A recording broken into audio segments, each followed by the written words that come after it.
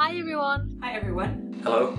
Hi everybody, my name is Amber. My name is Arjen. I'm Cas. My name is Maaike. I'm Deborah. Currently I'm doing the Master's Management, Economics and Consumer Studies. I'm doing the Master Biotechnology and currently I'm focused on two specializations, Process Technology and Molecular and Cellular Biotechnology. And we both study the same master, which is Aquaculture and Marine Resource Management. Now I'm doing my Master's in Food Technology with the specialization Gastronomy. I am studying the Master Organic Agriculture. What I like about the city of Wageningen is that it's surrounded by greenery, as you can see in my background.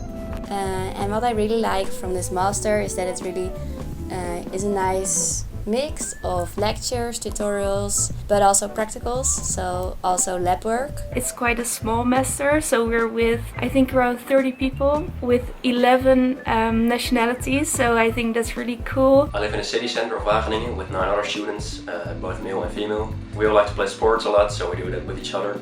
Besides, we like to play games with each other.